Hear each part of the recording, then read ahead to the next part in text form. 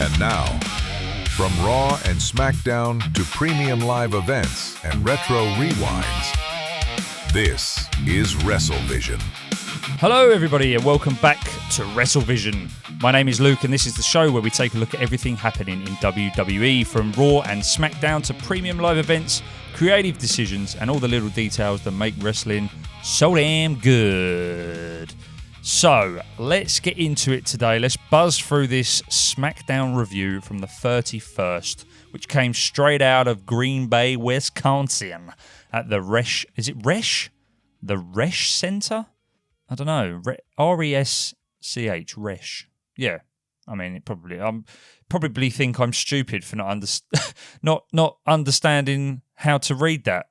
I can read. I do it every week. Hey, look, let's just get on with the show today and stop talking about the Resch Center. And we'll buzz through this. Was it the most exciting SmackDown? Not really. Go-home shows recently just aren't that good, to be honest with you. And this just felt like any other week, to be honest with you. This show, for me, hasn't excited me for any match. Like, I'm excited for SummerSlam as a whole. But SmackDown hasn't given me any fuel to go, yes, I am absolutely buzzing for this match or that, whatever. It just, it was just lackluster SmackDown. But hey, let's get into it today.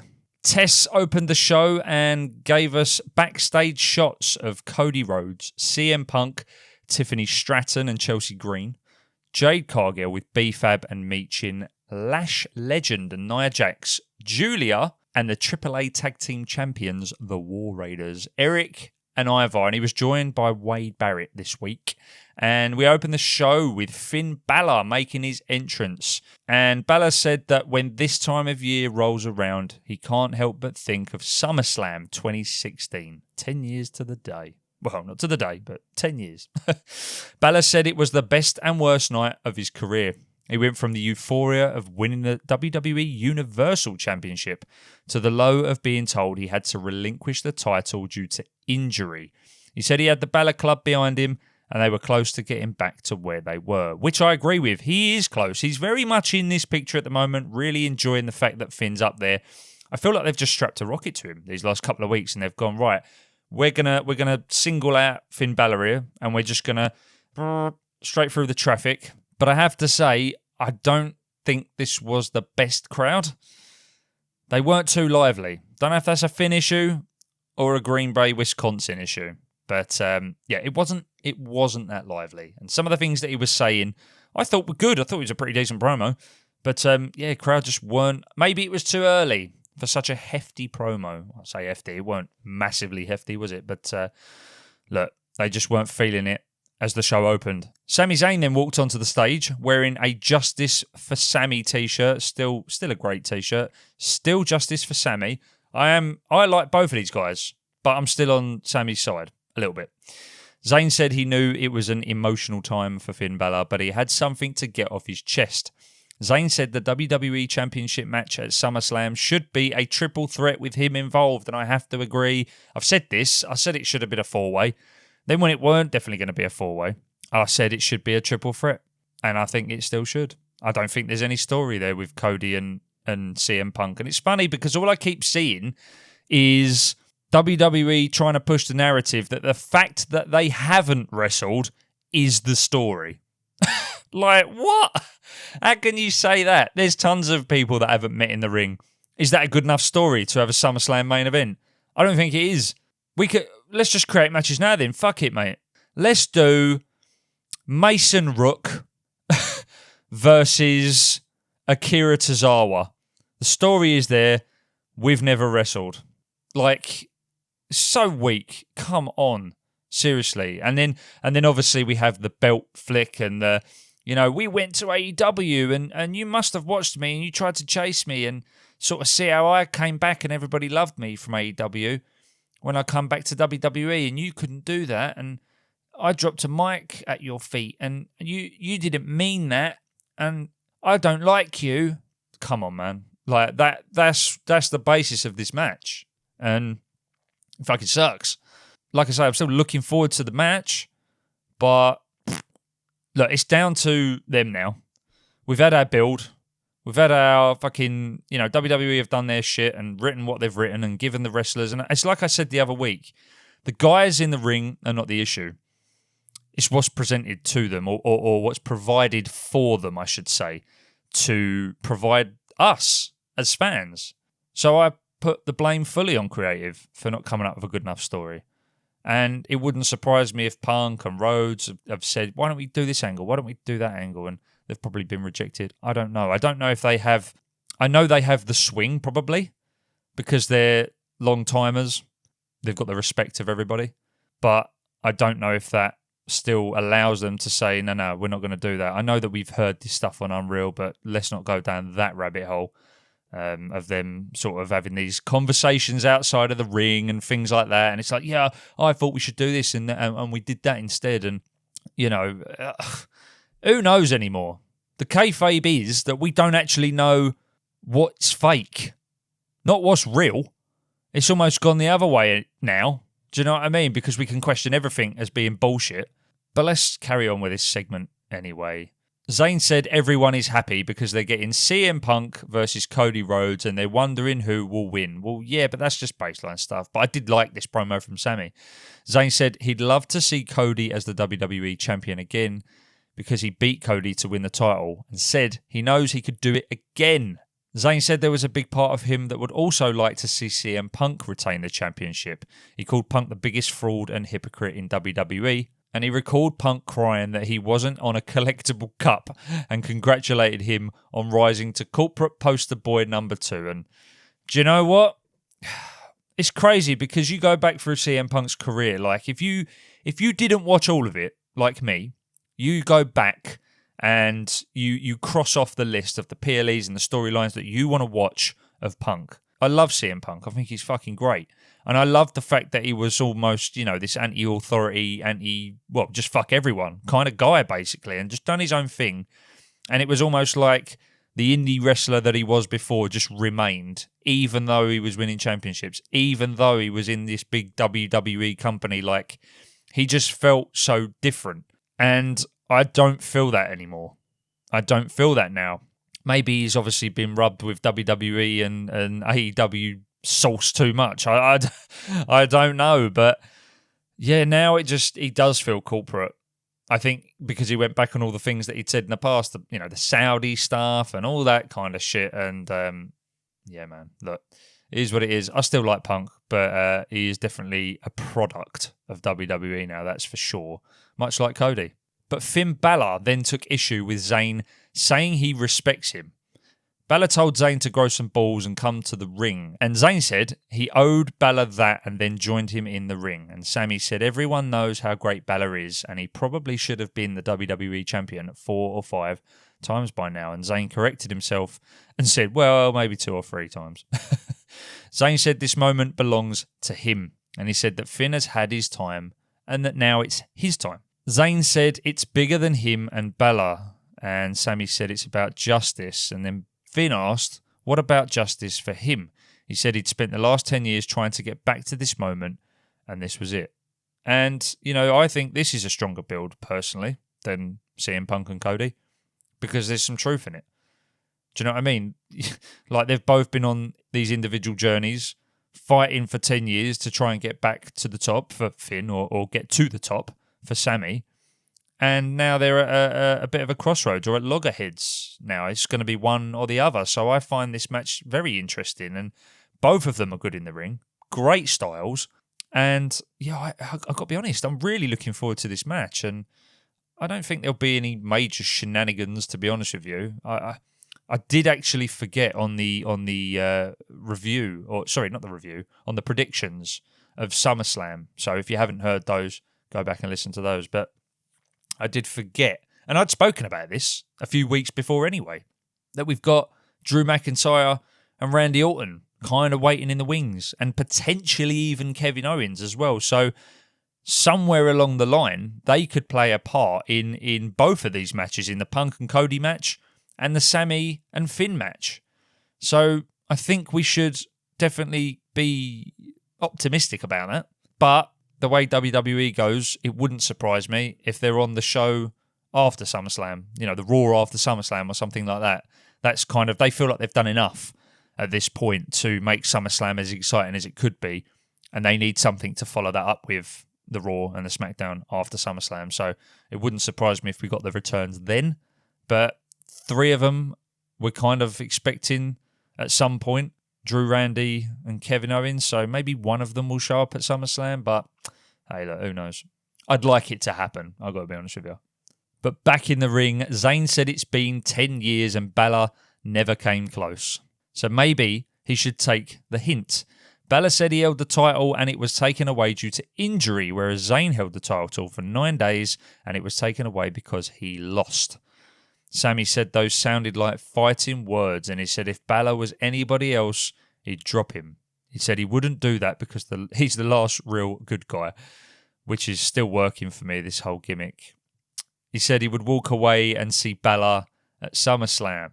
Then Gunther entered the ring and attacked both Balor and Zayn, and he took issue with both wrestlers, talking about being the #1 contender to the WWE Championship when he's the true #1 contender. And then Adam Pearce came out onto the stage with a group of security guards and asked Gunther what the hell he is doing. Gunther left the ring while asking what he had to do to get what is rightfully his, and he approached Pearce and asked if he had to beat Pearce's ass too. Obviously, it's just going to go through the general managers, I guess. Balor ran up the aisle, hit Gunther from behind, and Zayn threw Balor aside and threw some punches at Gunther. Balor grabbed Zayn and they traded punches until Gunther clotheslined them and ran them both into the barricade. And then Nick Aldis showed up and attacked Gunther in the entrance aisle before throwing him into the ring. And now we're blurring the lines here. There is a nice transition, to be fair. Like, I ain't going to lie to you. The way that it started as a Sami and Finn section and ended as a Nick and Gunther section, that was quite a good use of time, in my opinion, because we're always complaining about the fact that I think we've got too many adverts now. And those adverts that last 3 minutes, you could have 2 segments in there and show the wrestlers that aren't actually getting screen time and build something, even with tiny little segments like that. Look at the little Johnny Gargano segments we get sprinkled out. We know exactly what's happening. Well, we don't. But do you get what I'm trying to say? Like, we understand that he's sad about whatever, Ciampa leaving and all that kind of stuff, and Candice LeRae's now been beat up by Blake Monroe and things like that. So we are getting stories in those moments, and I think that because we have so many fucking adverts now, we're missing out. So to do something like this and kind of blend those stories, it's not going to happen every week because it can't. But Gunther is the bridge there, between the 2 stories. And I actually thought it was done really well, to be honest with you. But yeah, Nick Aldis attacked Gunther and he rolled him into the ring. And Gunther kicked Aldis and set up for a move, but Aldis tripped him and applied his cloverleaf finisher, which was, fucking awesome. Pearce and the security guards quickly intervened and pulled Aldis to a corner of the ring, and Gunther took cheap shots at Aldis, who was removed from the ring and held back by security before the obligatory commercial break kicked in. But yeah, both of these matches I'm really looking forward to. Sami Zayn, Finn Balor, great styles, both of them. I love Sami's resilience. I think Finn is a fantastic wrestler technically, and I just like his energy, to be honest with you. I did think when he came out, he did say on the on the interview, with CVV, that he hates doing promos, and I thought he's opening the show. And you could kind of see, like, when he was walking out, that he looked a bit, not timid. I mean, he's a professional at the end of the day, but maybe not like 100% comfortable. But I ain't going to hold it against him. Do you know what I mean? He's still a fucking great guy. So, yeah, man, fair play for him opening the go-home show. And, look, I love it. I'm looking forward to it. Aldis Gunther, looking forward to that as well. Hopefully it's going to be a fucking great match. And it's funny that I'm looking forward more to matches that could potentially open maybe one of these. I don't know. But even still, I find these other matches more exciting than the main events, if I'm honest with you. But I think that's down to build at the end of the day. But let's see what they've written here. A good opening that spotlighted 2 SummerSlam matches and perhaps a post-SummerSlam feud between the #1 contender and Gunther. Yeah. I mean, Gunther can feud with anyone at this point. And the number 1 contender, I think, as I said, I think it will be Sami. It makes sense for the story and it continues what's come before.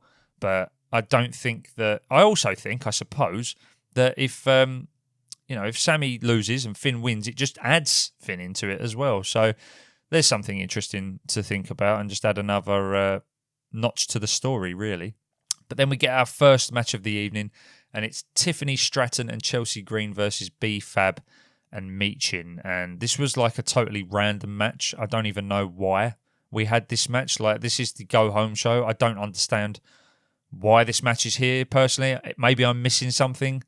But, yeah, I mean, it's obviously peddling the Tiffany Stratton and Chelsea Green story, but they're going to be facing against each other in a ladder match like the following night. So, I don't know. Maybe there's going to be something in that. Maybe Tiffy will help Chelsea or vice versa to win the interim title. Who knows? But B-Fab and Michin actually won this, and they beat them in 6 minutes and 50 seconds. So interesting. But neither B-Fab or Michin are in the ladder match. So, it would have been interesting if one of them were at least, and then you could have had that going into the ladder match. But hey, look, let's just go through the match and see how it ended. In the ring, Green and Michin fought on the ropes, and Chelsea knocked Michin down and hit her with a missile dropkick. B-Fab tagged in, and Green went for her finisher, but Michin superkicked her. B-Fab and Michin hit their double team finisher, and B-Fab got the pin on Green. But after the match, Charlotte Flair made her entrance. Stratton and Green pulled B-Fab and Michin to the floor and worked them over, and then Flair entered the ring and traded forearm strikes with Jade. Flair kicked Jade and then ducked a kick, and Flair connected with one more kick, and then Jade rolled out of the ring.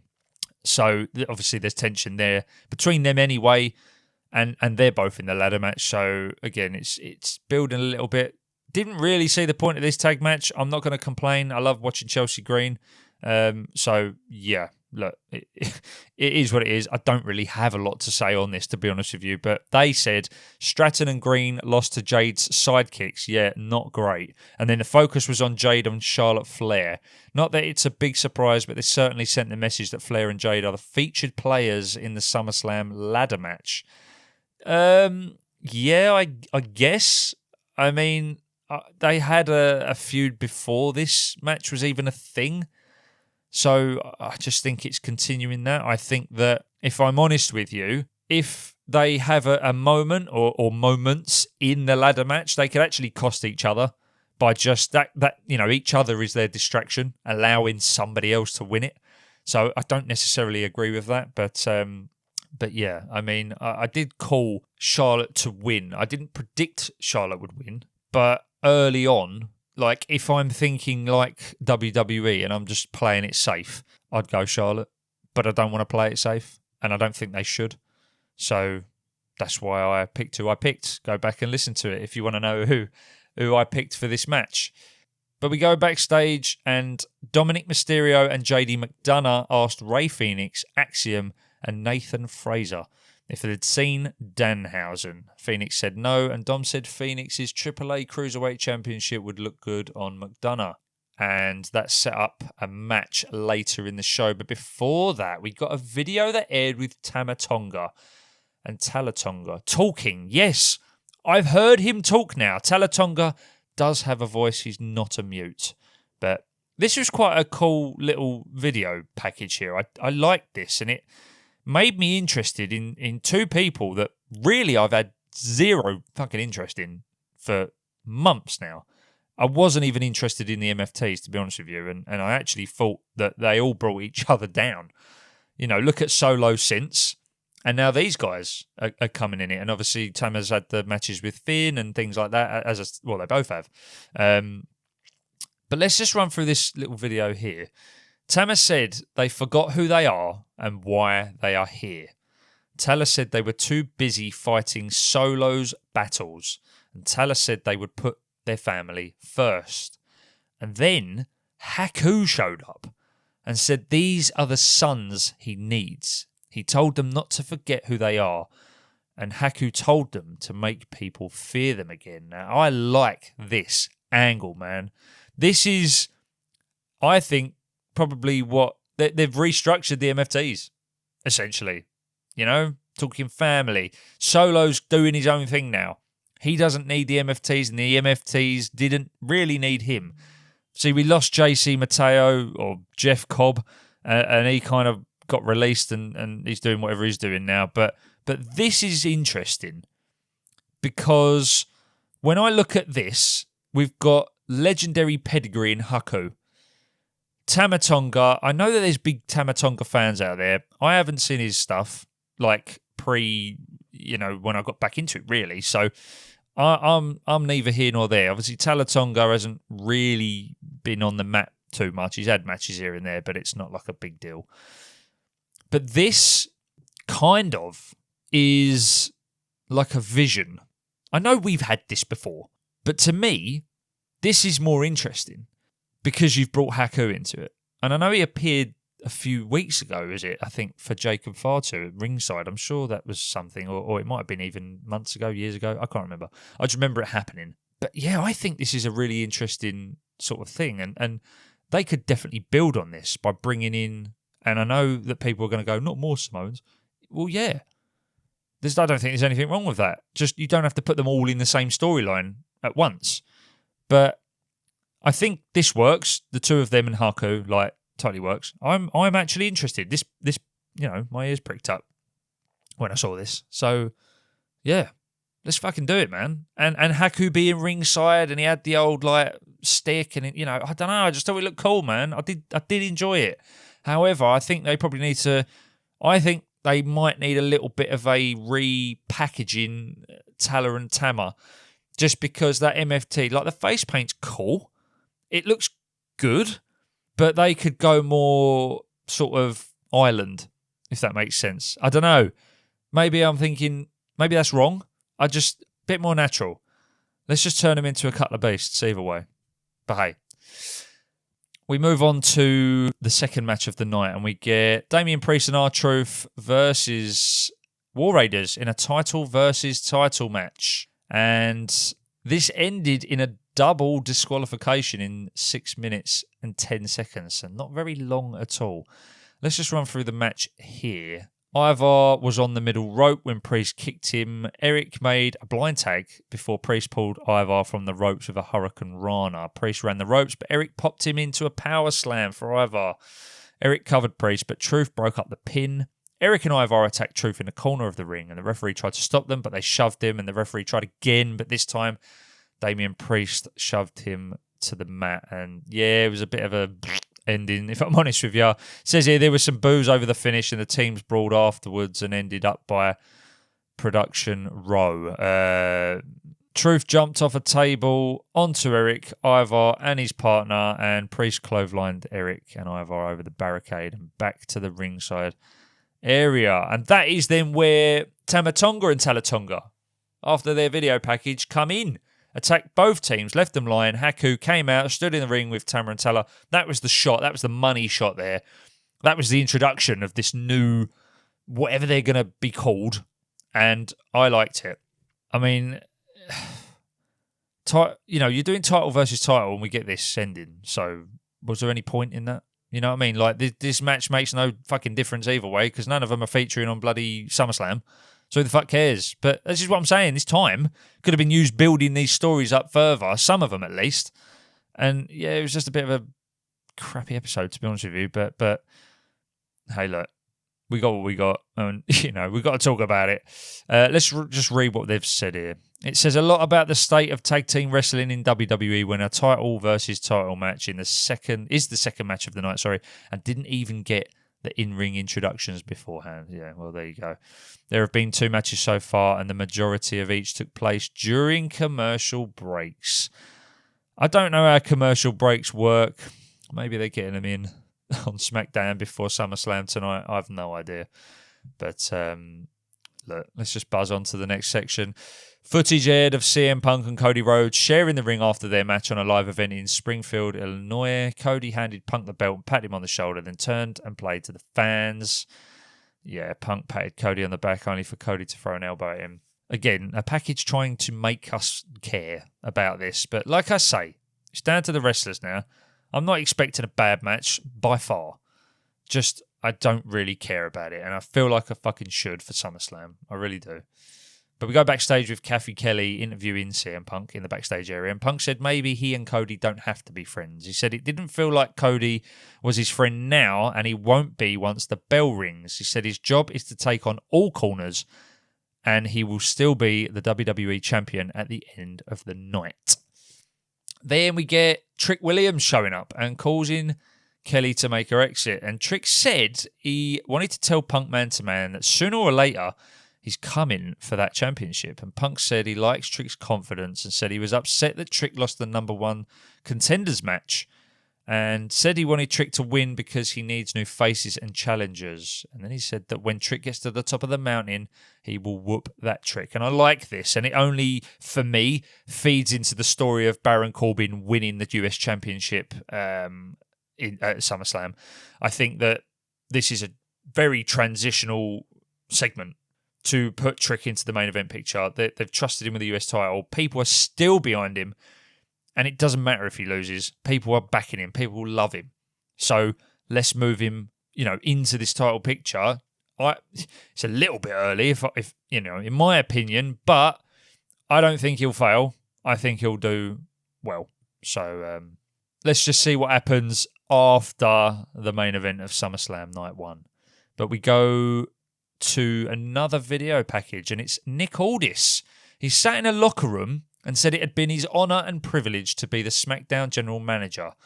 I thought he was going back. That tells me maybe he's not. I was umming and ahhing about it. I didn't know whether he was, full-time in it or what. It fucking sounds like it. But he said his dream was to be a wrestler. I'm fucking right on, man.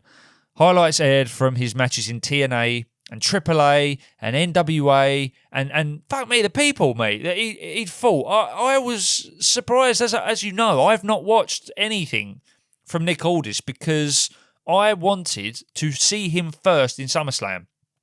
And fuck me, Jeff Hardy, AJ Styles, Rob Van Dam, Kurt Angle. I was like, wow. Like, he really and Cody. Like, he really has had a great career, it seems. So fucking fair play to Nick Aldis, mate. I'm even more excited to see him in the ring after this video. It was fucking great. And, when you actually think about it, it's a fucking shame that he was the GM. And he was a bloody good GM, don't get me wrong. But it's a shame that he was almost wasted. But then I guess maybe the timing is right. Maybe there wasn't a spot for him and they explained that to him when he came in. But he was like, do you know what? I just want to get my foot in the door. I can do this role as the GM. And they were like, yeah, cool. And now this spot has opened. And that's maybe why he's so emotional, because he's like, wow, I never thought it would happen. I thought I was going to be the GM forever and I was just waiting for that opening. And something somewhere's worked. It's happening. And I'm fucking buzzing for it. But after it showed all the Hall of Famers that he'd faced and the legends and the icons, he said he was fine with putting it all aside until Gunther pushed him too far. And yeah, man, little video package I did like, and definitely added a little bit of fuel to the fire, for me at least, for the Gunther Nick Aldis match. But then we get Trick Williams again making his entrance to the ring. Trick stood in the ring and said Corbin came back to SmackDown just to hate on him. He spoke about Corbin in a cadence that elicited what chants? Yes. Trick said no more waiting. He called out Baron Corbin and said he would slap him all the way back to Minnesota. And then Baron Corbin did come out. And he spoke on his way to the ring and said Trick loves the sound of his own voice. He said he was shot straight to the top and has entrance music that makes him seem more important than he actually is. He said he'd take the title, and then Trick said there would be 35,000 people chanting for him, which is strange because I thought the attendance was like, well, not the attendance, but the capacity is like 70,000 something. But I know that they've not been selling tickets. So, I mean, Trick's at them a little bit there. Do you know what I mean? They've been trying to hide that with obviously $25 tickets, which I ain't complaining about. Fuck me, I'd go for $25. But it cost me more to get over there in flight. So, unfortunately, it ain't worth it. And it's in about 5 hours. So, not going to happen. But, yeah, man. I think Baron Corbin was okay on the mic. For me, it was a little bit robotic, a little bit, I don't know, not robotic. That's probably the wrong word. Just a little flat. He seemed a bit bored. And look, I don't really care much about Baron Corbin. Like, put him in this story, great. Let him win the belt, great. Let's see what he does after. That's what I'm more concerned about. Let's see what he does after he handles himself and things like that and where this goes, because I'm still salty about Carmelo Hayes having his spot nicked by Baron Corbin. So, yeah, look, let's move on anyway. We got our third match, Rey Fenix versus JD McDonagh for the AAA Cruiserweight Championship. Cool fucking match, man. I thought this was pretty damn good, to be honest with you. Rey Fenix defeated JD in about 10 minutes to retain the AAA Cruiserweight Championship. And I do think that's a good angle for JD. I think he should go back in for it, man. Because he's kind of... I think if you take the Judgment Day away, what are you doing with JD McDonagh? You know? It's almost like they're all tired. And everyone has somewhere to go apart from JD, unfortunately. So I think that going down that route and sort of maybe even dipping your toe into AAA is not a bad shout at all. But let's just run through the match here. Fenix hit a brainbuster for a near fall. He hit a springboard cutter for a short time later. But McDonagh came right back with a running Spanish fly for a close near fall. Fenix dropped McDonagh with a kick and then played to the crowd before going to the ropes. And Dom climbed onto the apron and distracted Fenix. And then who was crotched by McDonagh. And then the referee ejected Dom from ringside. That was funny. And then, of course, we got fucking Danhausen. And he came out while Dom was heading to the stage, tried to curse Dom, who punched him before he could finish. And a few Mini-Hausens came out and it was all fucking stupid. Again, like... Every week now, we're getting Danhausen. I don't hate Danhausen, but can we just stop? We know this match is going on. I've got to fucking sit through it in 5 hours. And it's going to be a fucking load of rubbish, probably. And that's nothing against Dom. That's something really against Danhausen, to be honest with you. But it's just, it's like fucking circus, mate. Honestly. It's like watching a circus. And it is a bit embarrassing, to be honest with you. And the thing that people keep saying, which keeps making me laugh, is that people keep going, if you're watching this at home and someone walks in the room and they see this is the reason they don't watch pro wrestling, or that at least they think this is what pro wrestling is. And, you know, it fucking is. It is what pro wrestling is, because it is. That's what we're getting. This is like fucking the actual timeline we're living in at the moment with wrestling, with WWE, is this stupid fucking timeline with all this crap on it. So... anyways, I'm not going to get mad. It's, you know, SummerSlam tonight. Come on, we've got to be happy. Let's see what they've written here. Good action. It was good. It was a good match. I'll give it that. It was very enjoyable. I like McDonagh's work a lot, but the guy loses to everyone. Yeah, well, there's nothing wrong with that. I mean, look, I think JD works good enough to be able to lose to anyone. I don't... It's weird. Some wrestlers, I don't think about that, and some I do. JD ain't one of those guys, because he's so good in the ring. So I watch him and I think, oh yeah, fucking fair play, mate. You gave as good as you got. Do you know what I mean? If you lose, you lose. We go on to the next one. That's how I see it anyway. They could have put Fenix over strong rather than going with a distraction at the end. Yeah, I still think he looked good though. Anyway, I guess it's good to be a Mini-Hausen. Although, I don't know if anyone noticed, but Tess kept calling them Little Hausens now. He kept saying it. Little Hausens, Little Hausens, Little Hausens. And I thought... but they've been called Mini-Hausens, and it rolls off the tongue bow. And they've been called that for weeks. It'd be interesting to see what they say tomorrow night tonight on SummerSlam. But yeah, it says those guys are getting television time on Raw, SmackDown, and on PLEs. 100, mate. But that leads us on to our fourth match, Lash Legend versus Giulia, for the fifth spot in the ladder match. And I was a bit disappointed by this. This was fucking well short, this match. And to be honest with you, I was disappointed by the outcome and all. Lash Legend defeated Giulia in 2 minutes. 2 fucking minutes. Like, it's almost like they forgot about this match and went, oh shit, yeah. Still need to do that fifth person, didn't we? Just fucking, you got 2 minutes. 2 minutes. Come on, man. Like, the women ain't been having a lot of time recently anyway. And now you're giving these 2 minutes. This is like, it just proves that they're just making numbers up, in my opinion. Because there's no, like, nothing there. There's no emotion there, heart there. Fuck all, mate. You're just going, yeah, just make the numbers up. Go on, just give us 2 minutes so people don't forget that there's meant to be a fifth person there. Fucking annoys me, mate. dicks. Giulia's entrance wasn't even televised. And, like, give the fucking girl a break, mate. Like, please. Why is Giulia not featured more? I fucking don't get it, mate. I really don't. Like, I think she's got a really good look. I think she's decent in the ring. She's got one of the, more memorable entrance themes at the moment. Don't get me wrong. It ain't fucking Stone Cold or anything like that. It's not China, any of that stuff. But out of all the nonsense and crap we get from, what are they fucking called? Death Rebel at the minute. At least I remember this one.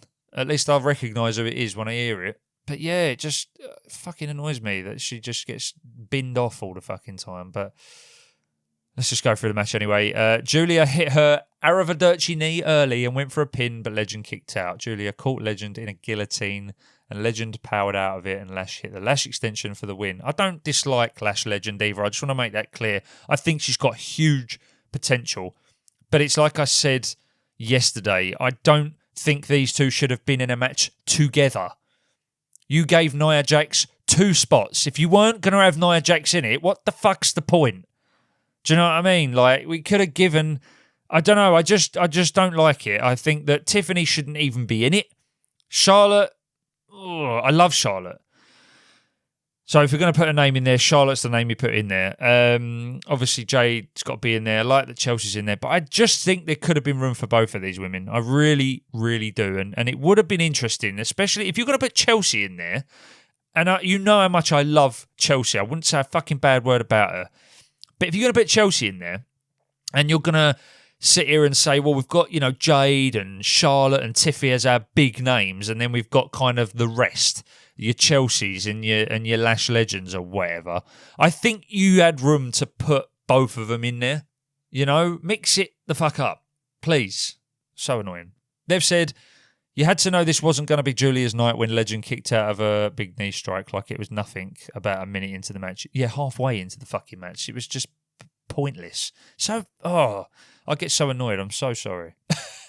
But the ladder match is now Legend, Charlotte Flair, Jade Cargill, Tiffany Stratton, Chelsea Green.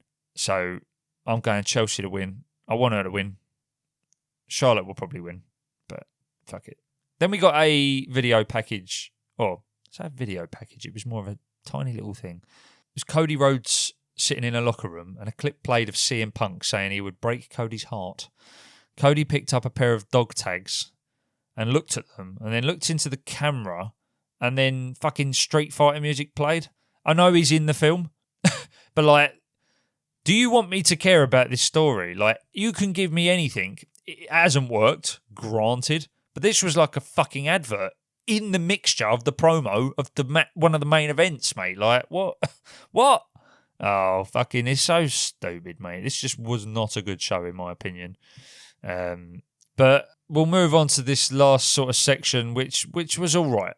To be fair, Cody Rhodes made his entrance, dropped to his knees, and then he went for the whoa. And before it was Punk comes out, walked straight past him. He done an LA Night on Roman Reigns, if anyone remembers that.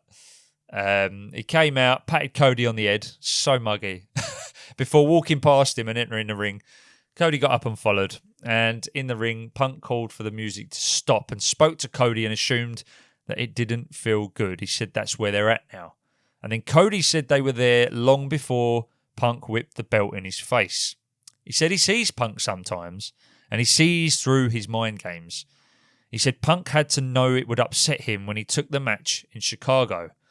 Punk played to the crowd by asking if it was great to be alive on a Friday night in Green Bay. We've got to get the fucking... What is it? The catchphrases in, haven't we?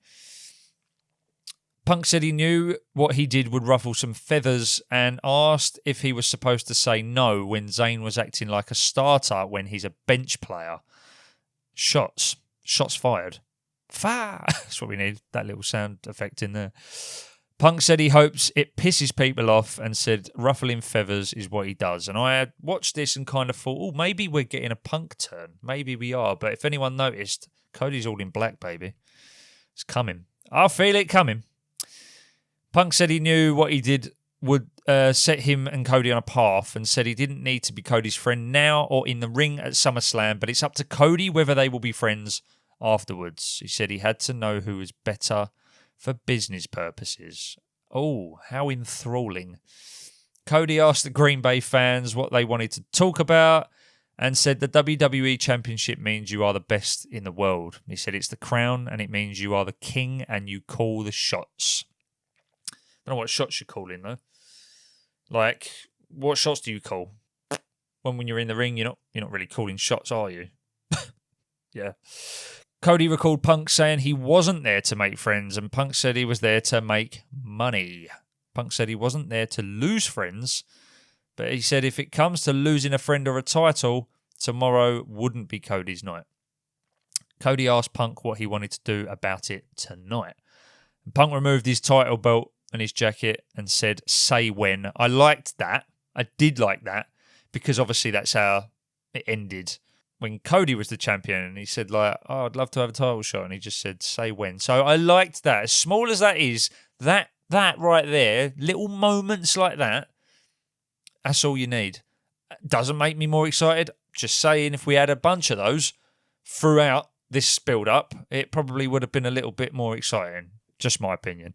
Punk said before striking a fighting pose. Yeah, he got ready for it. Cody tossed his mic down and removed his own jacket, which was tossed into the first row, and everyone were like fucking vultures, mate. Punk patted his cheek while daring Cody and was censored for whatever he said. Yeah. Cody took a deep breath and looked like he might settle down, but then he threw the first punch and Punk fired back. Punk whipped Cody into the ropes, and Cody ducked for a clothesline, then put him down with a clothesline of his own. And it all got mental. They went outside the ring. They were on the broadcast table, and Punk was on there, played to the crowd. Cody tripped him over, climbed on the table, and then he done the same thing. And then Adam Pearce came out, led a group of refs and producers out to pull Punk and Cody apart. Punk ended up on top of the broadcast table and motioned for Cody, who broke free and joined him in trading punches on top of the broadcast table until they were pulled apart again. They broke free, fought next to the barricade briefly until they were pulled apart, and just punches to end the show.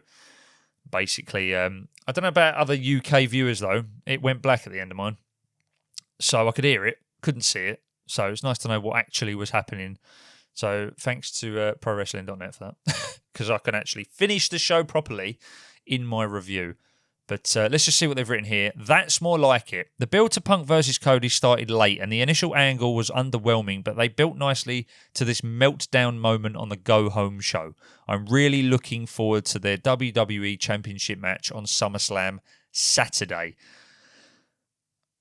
I am looking forward to it because it's CM Punk, because it's Cody Rhodes. Nothing about this story has got me excited about this match. Really, that was probably the better of all of the moments, if I'm honest with you.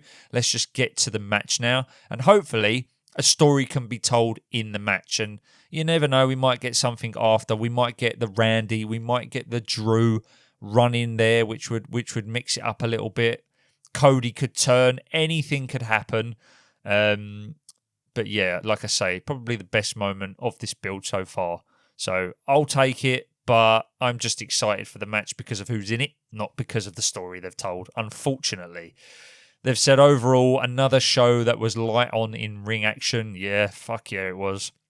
Yet delivered some quality final hype for SummerSlam. Yeah, I mean, for me, this was like a 2 out of 5. It was not a good show, to be honest with you. The go-homes have been pretty fucking shit, to be fair with you. But that doesn't make me think that SummerSlam is going to be bad. This is one they have to get right. WrestleMania was pretty good, but again, the build just hasn't been fucking great, and I don't understand how they can do the build and fuck it up like they did. Get to WrestleMania, and it's just like they look at the numbers and go, well, it was still a success either way, so we must have done a good job. It's like, yeah, but listen to the fucking people and the fans in between these big PLEs. The people ain't happy, mate. Give us something better. Put more emotion and effort into writing your stories. There's fucking 50 years of history that you could bring it. Fucking HAKU turned up, for Christ's sake. That's how far back we're going into history to make stories happen, you know? So, yeah. Let's just get to MVP of the night. Oh, MVP of the night, who are we going to go with? Or what segment are we going to go with? Because remember, it can be a person, it can be a segment, it can be a moment. I think MVP of the night for me, I'm going to go... Oh, fuck me. Really was pretty bad, wasn't it? Let's just go MVP, Finn Balor, Sami Zayn. They've both got something worth fighting for. I like both of them. I'm looking forward to their match. They get the win for me for this episode of SmackDown. And the wooden turnbuckle has to be Lash Legend versus Giulia. And that isn't anything against either of those women because I think they're both great. If anything, it's a wooden turnbuckle for creative for adding this on like a footnote. It's just, it's such a fucking shame. And they piss me off because amongst all the adverts and fucking mini hours and segments we've had over the weeks, like we could have fit this in and give us at least 6-7 minutes for this match. It just fucking annoys me. But yeah, guys, that's going to wrap the show for this week. And yeah, SummerSlam, baby. It's tonight. I'll be putting the SummerSlam review up for night 1 on Sunday. And then, as I said in the last episode, I think night 2, it kind of interferes with my working schedule, unfortunately. Usually I would take the day off, but I've got a lot going on at home at the moment, and I'm doing overtime and everything, and I've got to get them hours in, baby. You know, I've got to make as much money as I can. So I'll probably get it out Monday or Tuesday if I can. But I've been Luke. This has been WrestleVision. Thank you so much for listening anyway. And if you enjoyed today's episode, take yourself in by following WrestleVision on Spotify, Apple Podcasts, or wherever you're listening. You can also follow the show on Instagram at WrestleVision Podcast. But until then, Wrestle Visionaries, enjoy SummerSlam. Take care, and I will catch you in the next episode.